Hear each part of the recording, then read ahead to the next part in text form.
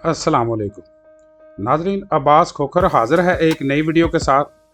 और मेरी आज की वीडियो बहुत ही खूबसूरत वीडियो है। सबसे पहले हम तकी टाप जाएंगे, जो कि बहुत ही खूबसूरत जगह है और बहुत बुलंदी पे है। उसके बाद हम कुंड बांडा जाएंगे। इस वक्त आप कुंड बांडा के मनाज़र देख रहे हैं। और लास्ट में फिर हम जहाज़ बांडा भी कहते हैं, बाज़ लोग जहाज़ बांडा भी कहते हैं। तो ये बहुत खूबसूरत जगह है।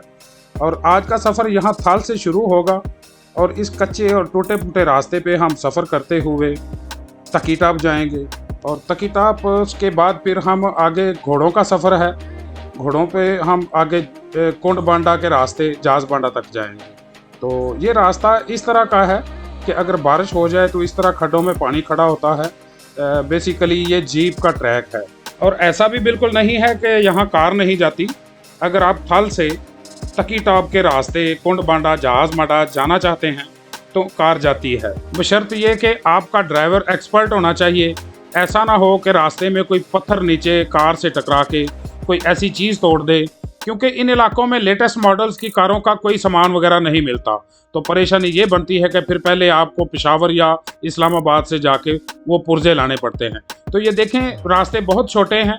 इस वक्त मैं जीप को रिवर्स करके आगे की तरफ बढ़ा हूँ। तो ये नीचे पत्थर इस तरह के आपके सामने हैं कि अगर आप देख लें, फैसला कर लें कि यहाँ से बाज़ लोग कारें लेके जाते हैं, बल्कि रास्ते में मैं आपको दिखाऊंगा कि बाज़ जगह कारें खड़ी हुई हैं।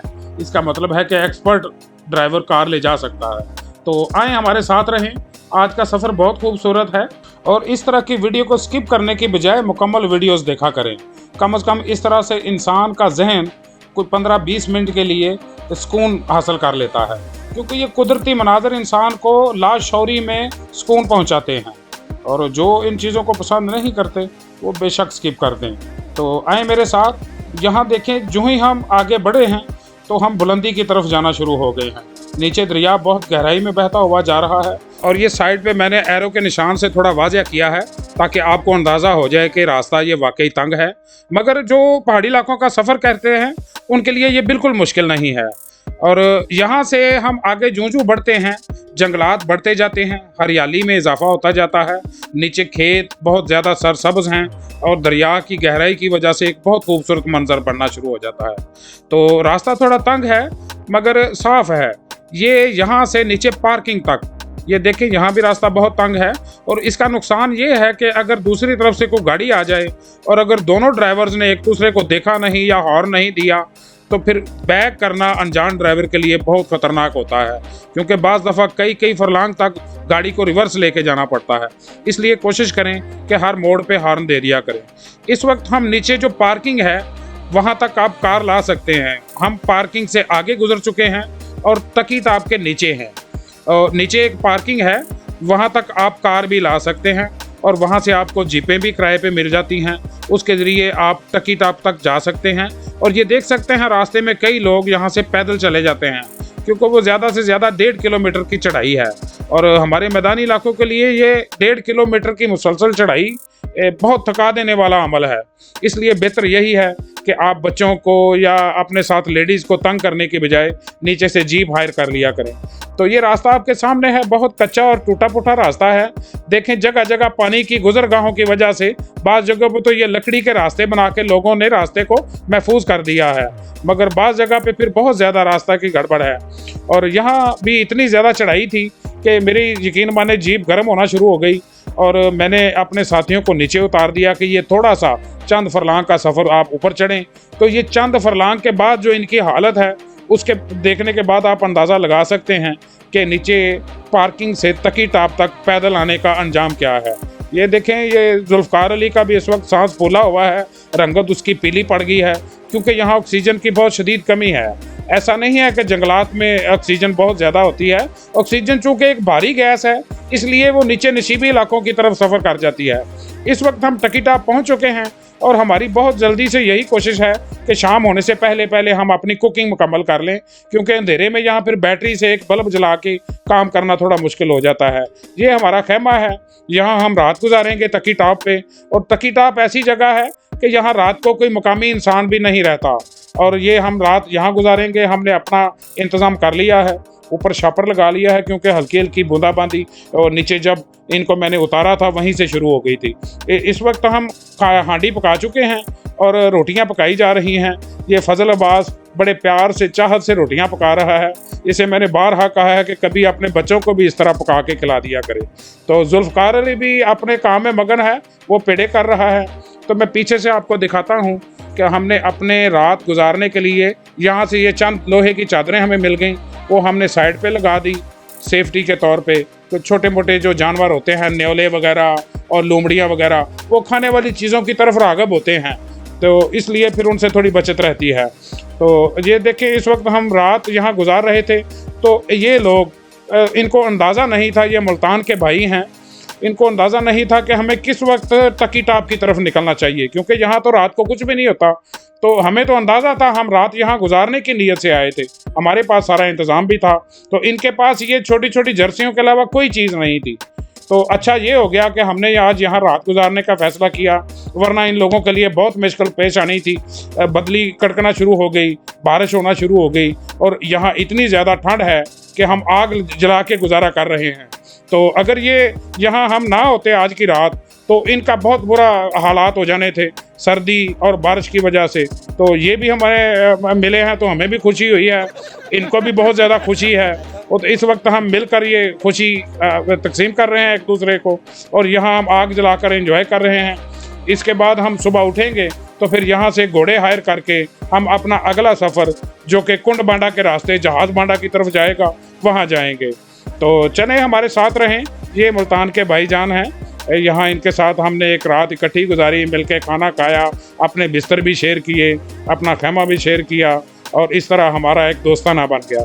तो यहाँ मैंने थोड़ा, अभी रोशनी ज़्यादा नहीं थी, बादल भी बने हुए थे रात से और सूरज भी अभी पूरी तरह तुलू नहीं हुआ था, तो मैंने थोड़ा ड्रोन उड़ा के आपको दिखाने के लिए ये चंद मनाज़र रिकॉर्ड किए हैं। ये टकी टॉप है। तो यहाँ मैंने ड्रोन के चंद मनाज़र लेने के बाद फिर एक आदमी को भेज दिया कि तुम घोड़े हायर करो, ताकि महदूद यहाँ घोड़ों की तादाद होती है, ऐसा ना हो कि जो सुबह नीचे से लोग ज़्यादा तादाद में आ जाएं तो फिर घोड़ों के अगले चक्कर का इंतज़ार भी करना पड़ जाता है। तो एक आदमी इस वक्त घोड़े बुक करने के लिए वो सामने चला गया है। तो मैं ड्रोन के आपको चारों तरफ का थोड़ा एक नज़ारा दिखाता हूँ। तो उसके बाद फिर ये हमने घोड़ों पे अपना अगला सफ़र शुरू कर दिया। और ये सफ़र जो इंसान घोड़सवारी नहीं करता उसके लिए अच्छा नहीं है।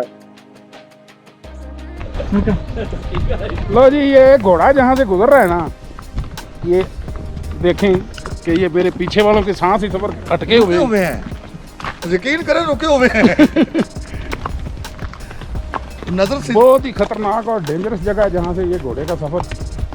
कुछ भी नहीं होता, बस इंसान का थोड़ा असाब मजबूत होने चाहिए, दिल मजबूत होना चाहिए। तो हम तो चूंकि शुरू से घुड़सवारी करने वाले हैं, जुल्फ़कार अली ने कभी घुड़सवारी नहीं की थी। पीछे देखे फजल अब्बास भी बड़ा खुश है, मुस्कुराता हुआ आ रहा है, बल्कि वो तो ऊँटों की सवारी भी करने वाला इंसान है। तो इसी तरह हम इस खूबसूरत और ख़तरनाक रास्ते पे एक ही जगह पे दो चीज़ें, खूबसूरती भी और ख़तरनाकी भी। ये देखें, ये एक कॉलेज का ट्रिप है, उसके नौजवान बच्चे, क्योंकि इस उम्र में इंसान चल भी सकता है, उसमें एनर्जी होती है। वो चौकस हो, वो चौकस। ये फजल अब्बास को मैंने कहा थोड़ा चौकस हो, उसने साथ ही घोड़े को दो रकाबें अपना लगाई, एड़ी भी लगाई नीचे से। तो ये देखें, रास्ता ये भी बहुत ज़्यादा ख़तरनाक है, और जो घोड़ा थोड़ा अड़ियल होता है उसकी लगाम ये लोग नहीं छोड़ते, क्योंकि इनको अपने जानवर का पता होता है। तो फजल अब्बास का जो घोड़ा था वो थोड़ा मस्त था, और पीछे राजा अख्तर अली आ रहा है, उसका घोड़ा भी ठीक है, बल्कि घोड़ा नहीं, उसके पास गधा था, और गधा बहुत मस्त भी था, वो भी बगैर किसी के पकड़े बड़े आराम से पीछे पीछे आ रहा है। सिर्फ अगले घोड़े की लगाम पकड़ना ज़रूरी होता है, और दूसरे उसके पीछे खुद चलते आते हैं, कोई परेशानी नहीं। हाँ, रास्ते में हमें कुछ फैसलाबाद के दोस्त मिले, तो बाकी कहानी ये सुन लें। फैसलाबाद जुगतों वाला इलाका, ना करिए, फैसलाबाद इलाके बच के रहना भाई। फैसलाबादी बहुत खुश तबीयत है यार। ਅਸੀਂ ਲਾਹੌਰੀ ਹਾਂ, ਅਸੀਂ ਲਾਹੌਰੀ ਹਾਂ, ਲਾਹੌਰੀ यूट्यूबर लग रहे हैं। हाँ जी सर, वीडियो बना रहे हैं। यूट्यूबर अब्बास खोखर के नाम। ये सारे कैमरे ही हैं मेरे बैग के अंदर। अगले भाई लाहौर के भी नहीं लगते। कौन? ये काड़े का मसली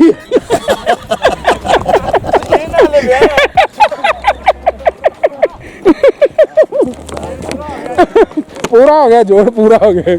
यही दोस्तों के साथ टूर करने का लुत्फ होता है, तो हम मिल के एक दूसरे के साथ हंसी मजाक करते हुए अपना सफ़र बड़े मज़े से गुजार लेते हैं। तो इस वक्त हम कुंड बांडा पहुंच चुके हैं। यहाँ रास्ते में पहले खूबसूरत जो मुकाम आता है जहाज़ बांडा से पहले, ये कुंड बांडा है। तो ये एक बच्चा है, इससे भी मैंने पूछा तो उसने बताया कि मैं लाहौर का रहने वाला हूँ और अपने वालदैन के साथ यहाँ आया हूँ।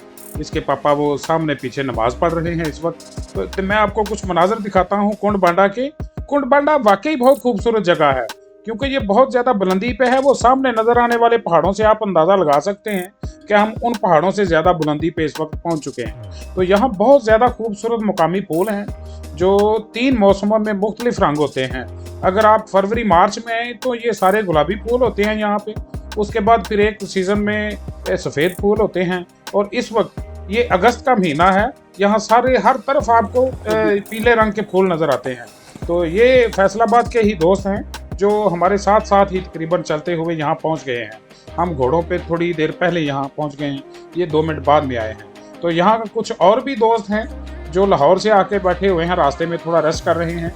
यहाँ 2 छोटे होटल हैं, यहाँ हमने चाय वगैरह पी और थोड़ा थकन उतारने के लिए, क्योंकि पीछे से मुसलसल हम 1.5 घंटे के बाद यहाँ पहुँचे हैं। तो यहाँ से आगे अभी जहाज़ बांडा जाना है। आप टोटल अगर स्पीड में घोड़े चलें तो 2.5 घंटे में आप नीचे टकी टाप से जहाज़ बांडा 2.5 घंटे से 2.5 से 3 घंटे में पहुँच जाते हैं। और अगर आप पैदल सफ़र कर रहे हैं तो फिर ज़हन में रखें कि आपको 4 घंटे चाहिए। ये लाहौर की फैमिली है, ये बच्चे हैं। तो ये देखें बहुत खूबसूरत मनाजर हैं। यहाँ मैंने थोड़ा ड्रोन ऊपर उड़ाया ताकि थोड़ा हाइट से दिखा सकूं, मगर यहाँ हवा का प्रेशर बहुत ज़्यादा था, तो वो कभी यकदम तेज़ हो जाती कभी कम, इसलिए फिर मैंने ड्रोन ज़्यादा हाइट तक नहीं लेके गया। और ये देखें बहुत खूबसूरत मंजर है। यहाँ बहुत बड़े घास के मैदान हैं और चारों तरफ बहुत घने जंगलात हैं, और दरमियान में ये कई बहुत बड़ा, ये छोटा नहीं है, क्योंकि पहाड़ों के दरमियान में हमें हर चीज़ छोटी महसूस होती है। आंखें बहुत बड़ी चीज़ों को देखने के बाद दरमियान में किसी भी बड़ी चीज़ों को देखने पे धोखा खाती हैं। तो ये बहुत बड़ा मैदान है। यहाँ कम से कम को आधा घंटा मुसलसल पैदल चला जा सकता है, इतना बड़ा है। तो ये देखें चारों तरफ बहुत खूबसूरत जंगलात हैं, चीड़ के, देयार के। यहाँ बहुत ज़्यादा दरख्त हैं और बहुत ज़्यादा पुराने दरख्त हैं। और यहाँ क्योंकि अभी तक आबादी नहीं है, करीब यहाँ लकड़ी की लोगों को ज़रूरत नहीं पड़ती, इस वजह से ये जंगलात बचे हुए हैं। और मुझे जो नज़र आ रहा है कि ये भी इलाका जिस तरह मशहूर होता जा रहा है, यहाँ भी लोग काट के होटल बनाना शुरू कर देते हैं लकड़ियों को, तो फिर जंगलात की तबाही होना शुरू हो जाती है। तो यहाँ दूसरे रिसोर्सेज को यहाँ तक पहुँचाना, ईंटों को या सीमेंट को, ऐसी चीज़ों को बहुत मुश्किल है। इसलिए फिर इनकी मजबूरी है कि ये दरख्त को काट कर ज़्यादातर इस्तेमाल लकड़ी का करते हैं। तो ये देखें यहाँ भी कुछ दोस्त हैं, और ये देखें सामने एक बहन जी जा रही हैं, उसके साथ छोटी बच्ची है। तो यहाँ लेडीज़ भी पैदल सफ़र करके पहुँची हैं। जो हिम्मत वाले लोग हैं वो अपने बच्चों समेत, वो सामने देखें वहाँ भी कुछ बच्चे और औरतें पैदल सफ़र करते हुए जहाज़ बांडा से अभी वापस नीचे तकी टाप की तरफ जा रहे हैं। तो थोड़ा मैं आपको एक दफ़ा फिर चारों तरफ के मनाजर दिखाता हूँ। बहुत ही खूबसूरत है ये कुंड बांडा। यहाँ पे होटल्स नहीं हैं, इनके पास सिर्फ अपनी रहायश के लिए, या अगर कोई लड़कों का कोई ग्रुप हो तो उनके लिए थोड़ा बहुत अरेंज होता है। अगर ज़्यादा फैमिलीज यहाँ रहना चाहें तो यहाँ गुंजाइश नहीं है। हो सकता है आने वाले चंद महीनों में या सालों में यहाँ भी एक शहर का समा बन जाए और गुड़मस हो जाए। तो फ़िलहाल तो यहाँ ये हर चीज़ अपनी नेचुरल हालत में है।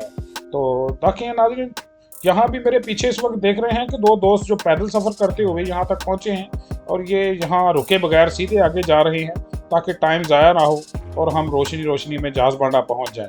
तो जहाज़ बांडा, इसके बाद अगला जो हमारा मुकाम है वो जहाज़ बांडा है। जहाज़ बांडा बहुत ही खूबसूरत जगह है, वहाँ होटल्स भी हैं। अगर आपने जहाज़ बांडा जाना हो तो कोशिश करें कि नीचे टकी टाप से आप सुबह जितनी जल्दी निकल जाएं उतना ही बेहतर है, क्योंकि जब हम जहाज़ बांडा पहुँचते हैं तो जहाज़ बांडा से आगे भी लोग गए होते हैं कटोरा झील की तरफ। इसके बाद अगली वीडियो में आपको कटोरा झील तक का सफ़र दिखाऊंगा। तो मेरा चैनल भी सब्सक्राइब कर लें ताकि तमाम वीडियोस आप तक पहुंचती रहें। तो इस वक्त हम ड्रोन को नीचे उतार रहे हैं, क्योंकि मैं बहुत ज़्यादा एक्सपर्ट नहीं हूँ ड्रोन्स का, तो मुश्किल पेश आती है। ये जो दोस्त हैं, ये भी हमने रुक के पूछा तो उन्होंने बताया कि हम लाहौर से हैं। तो ये तमाम दोस्त जो हैं, ये सारे लाहौर का एक ग्रुप है, जो 7-8 दोस्त हैं जो मिल के यहाँ आए हुए हैं। ये भी यहाँ चाय पीने के लिए रुके हुए थे। तो उन्होंने हमें कहा कि आप घोड़ों पे हैं, आप चलें, हम तो पैदल आएंगे। तो ये सारे माशाल्लाह यंग हैं, हम थोड़े अभी बुढ़ापे की उम्र में पहुंच चुके हैं, इसलिए हमने कोशिश की कि यार घोड़े ले लें, क्योंकि इतना ज़्यादा पैदल चलने पे हम ज़्यादा थक जाएं। तो ये देखिए रास्ते में इस तरह के कुछ नदियां, नाले, चश्मे, जहाँ से पत्थरों से, पानी से गुजरते हुए जानवर अपने सफ़र पे गामज़न रहते हैं, और हमें इतनी मेहनत और मशक्क़त के बाद ये घोड़ों वाले भाई हमें जहाज़ बांडा पहुँचा देते हैं। बहुत मज़ेदार इलाका है, बहुत घने जंगलात हैं, ठंडक भी बहुत ज़्यादा है और खूबसूरती इंतहा की है। रास्ते में हर जगह आपको फूल ही फूल नज़र आते हैं। इस वक्त पीले रंग के ये फूल खिले हुए हैं जो पहाड़ी। अभी मैं आपको आगे की तरफ थोड़ा फोकस करके दिखाता हूँ, जूम करके। ये वाले, ये सारे इस वक्त इधर पीले रंग के फूल हैं, ये वाले ये कुदरती फूल हैं, बहुत खूबसूरत। और यहाँ सफ़र करते हुए हमें खाली ये फूल ही नज़र नहीं आते, बल्कि ये देखें हमें ओरिजिनल जंगल का माहौल मिलता है। नीचे से दरख्तों की कई कई फुट लंबी जड़ें, उधर वाले दरख्त की इधर, इधर वाले दरख्त की उधर, और बड़े बड़े पत्थर हैं, बहुत पुराने, बहुत कदावर दरख्त हैं जो 300-350 फुट तक लंबाई है। और रास्ते में आपको जगह जगह टूरिस्ट मिलते हैं, और जो खासकर जवान लड़कों के ग्रुप्स हैं वो पैदल सफ़र कर रहे होते हैं। ये देखें यहाँ भी कुछ दोस्त जो अभी जहाज़ बांडा से वापस आ रहे थे, ये भी पैदल सफ़र करते हुए जा रहे हैं। असल में ये पहाड़ों में घूमने फिरने की उम्र भी यही होती है। तो हम तो शुरू से पुराने आदी हैं, उसी वजह से शायद हम इन पत्थरों में, पहाड़ों में और लो ऑक्सीजन में सरवाइव कर जाते हैं, वरना इस एज में फेफड़े कमज़ोर हो चुके होते हैं मैदानी इलाके के लोगों के, तो यहाँ फिर सफ़र करने बहुत मुश्किल हो जाते हैं। तो ये देखिए घोड़ा कितने मुश्किल रास्ते पे सफ़र करता हुआ जा रहा है, और यहीं रुक के उसे प्यास लगी थी, पानी पीने लगा। तो जहाँ आगे भी हमें रास्ते में फिर कुछ दोस्त मिले, ये भी सस्ताने के लिए, थोड़ी देर रेस्ट करने के लिए रास्ते में बैठे हुए हैं। जो हम वहाँ चाय पी रहे थे, तो ये मुसलसल सफ़र करते हुए आगे जा रहे थे। तो रास्ते में बाज़ ऐसी खतरनाक चढ़ाइयाँ आती हैं कि जो घोड़सवारी नहीं जिसने की वो घोड़े से पीछे गिर जाता है, क्योंकि बिल्कुल सीधी स्टीप चढ़ाई होती है। तो इस वक्त हम जहाज़ बांडा पहुँच चुके हैं। तो ये देखें जहाज़ बांडा के खूबसूरत मनाज़र, यहाँ बहुत खूबसूरत होटल्स हैं, उसके अलावा यहाँ बहुत बड़ा घास का मैदान है, बल्कि यहाँ कई मुख्तलिफ अतराफ़ में बहुत बड़े घास के मैदान हैं, और ये तकरीबन गिरदोनवा के पहाड़ों की चोटियों के करीब है, और इस वजह से ये बहुत ठंडी जगह है, बहुत कूल है। ये गर्मियों भी बहुत ठंडा रहता है, बल्कि फरवरी मार्च तक तो यहाँ चोटियाँ सारी बर्फ़ से भरी रहती हैं।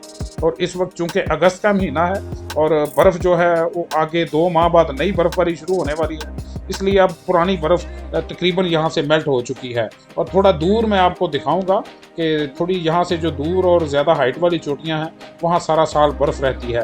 तो यहाँ भी मैंने ड्रोन उड़ाया, और नीचे मेरे जो दोस्त थे वो एक दूसरे के साथ शुगल मेला करने लगे, और उन्होंने यहाँ कबड्डी कबड्डी की आवाज़ लगाई और एक दूसरे पे हमलावर हो गए।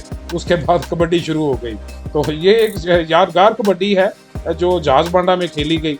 तो यहाँ से मैं सीधा ड्रोन को ऊपर ले गया ताकि गिरदोनवा के मनाजर आपको दिखा सकूँ। तो गिरदोनवा में हर तरफ आपको खूबसूरत होटल्स नज़र आते हैं, और पीछे अगर दूर नज़र मारें तो आपको पहाड़ों पे जंगलात और बहुत खूबसूरत इलाका है ये। तो ये देखें बहुत ज़्यादा खूबसूरत होटल हैं, और काफ़ी ज़्यादा होटल्स हैं, क्योंकि सीज़न में यहाँ तल धरने की जगह नहीं मिलती। तो उसके बाद हम यहाँ रेस्ट करेंगे, क्योंकि आज हमने बहुत ज़्यादा सफ़र किया है, और इस उम्र में इतना सफ़र हमारे लिए बहुत काफ़ी है। तो अगले दिन फिर हम यहाँ से आगे कटोरा झील की तरफ रवाना होंगे। कटोरा एक बहुत खूबसूरत झील है, बहुत बड़ी झील है। अक्सर आप में से जो लोग पहले झील सैफुल मुलूक अगर पहली दफ़ा गए हों तो उसको देखते भी, मुझे भी जब मैं आज से 33 साल पहले पहली दफ़ा गया था झील सैफुल मुलूक, उस वक्त वहाँ खच्चर जाया करते थे, घोड़े और खच्चर। अब तो जीपें भी जाती हैं। तो पहली दफ़ा मैं गया तो मुझे देख के यही एहसास हुआ कि इतनी दूर हम इतनी छोटी सी झील को देखने आए हैं। मगर जब मैंने उसके गिर्द एक चक्कर लगाने का फ़ैसला किया तो मुझे एहसास हुआ कि ये बहुत बड़ी झील है। उसकी वजह यह है कि जब हम बहुत बड़ी चीज़ों के दरमियान में एक छोटी चीज़ को देखते हैं तो वो हमें बहुत ज़्यादा छोटी महसूस होती है, क्योंकि उसके करीब बहुत दुनिया के बुलंद चोटियाँ जो हैं, वहाँ से नांगा पर्वत, वहाँ से मलका पर्वत, वो गिरदोनवा की चोटियाँ नज़र में आती हैं। तो वहाँ के बाद फिर हम जाके देखते हैं उसे, तो वो हमें छोटी फील होती है। तो ये देखें बहुत खूबसूरत जगह है जहाज़ बांडा। चारों तरफ बहुत खूबसूरत मनाजर हैं। नीचे चरते हुए, टहलते हुए और कुछ सवारी वाले घोड़े वो नज़र आते हैं। यहाँ भी आगे एक होटल में फैमिली बैठी हुई है, इसलिए मैं ड्रोन को ज़्यादा आगे नहीं लेके गया ताकि किसी की प्राइवेसी में बिना इजाज़त मुदाखलत नहीं होनी चाहिए। तो यहाँ से मैं फिर अपने पास लाया ड्रोन को। यहाँ ड्रोन उतारने के बाद फिर मैं आपको थोड़े यहाँ गिरदोनवा के मनाजर दिखाता हूँ, जो यहाँ बहुत खूबसूरत आबशारें भी हैं, यहाँ ग्लेशियर्स भी हैं। ये देखें इस वक्त ये सामने वो जो आपको बिल्कुल एक लकीर नज़र आ रही है, ये एक आबशार है। मैं थोड़ा जूम करके इसको आपको दिखाता हूँ। ये बहुत खूबसूरत आबशार है और ऊपर सारी बर्फ़ है, इससे आगे फिर सारे ग्लेशियर्स हैं। और यहाँ देखें ये सारे ग्लेशियर्स हैं और धूप से इनका जो पानी पिघलता है वो पहाड़ों से नीचे जो सफ़र करता है तो फिर सीधी ढलानों से जब नीचे गिरता है तो उसी फाल को फिर हम वाटरफॉल कहते हैं, जो हमें देखने में भली महसूस होती है। तो यहाँ बहुत सी आबशारें हैं, बड़ी भी छोटी भी। आगे जो हम कटोरा का सफ़र करेंगे उसके बाद फिर मैं आपको दिखाऊंगा कि कटोरा के रास्ते में बहुत ज़्यादा आबशारें हैं। हर पहाड़ पे आप अपने गिरदोनवा में देखें तो खूबसूरत आबशारें गिरती हुई नीचे नज़र आती हैं। तो ये आबशार भी बहुत बड़ी आबशार है, ये कई किलोमीटर लंबाई में है और बहुत ज़्यादा पानी है जो ऊपर से नीचे बहुत खूबसूरत अंदाज में गिरता हुआ। ये बहुत खूबसूरत आबशार है, इसको जाज बांडा आबशार कहा जाता है और बाज़ लोग इसको कुंड बांडा भी कहते हैं। तो दोस्तों, मेरी आज की वीडियो नीचे थल से ये जाज बांडा तक है और अगली वीडियो में फिर इंशाल्लाह मैं आपको जाज बांडा से छोटी कटोरा झील, उसके बाद फिर बड़ी कटोरा झील तक लेके जाऊंगा, जिसका आधा सफ़र घोड़ों पे है और उसके बाद फिर आधा सफ़र पैदल करना पड़ता है और ये तकरीबन एक तरफा 4 घंटे का सफ़र है। बहुत थका देने वाला सफ़र, क्योंकि आगे जूं हाइट पे जाते हैं ऑक्सीजन भी कम हो जाती है। तो ये जाज बांडा वाकई एक बहुत खूबसूरत जगह है और इसके बहुत गिरदोनवा में खूबसूरत मनाजर हैं, होटल्स हैं और मेरे ये देखें घोड़ों वाले भी यहाँ सस्ता रहे हैं क्योंकि ये भी पैदल चल चल के थक चुके हैं। तो नाज़रीन, इंशाल्लाह अगली वीडियो में फिर मैं आपको दिखाऊंगा कटोरा झील। तो मेरा चैनल सब्सक्राइब कर लें। अस्सलाम वालेकुम।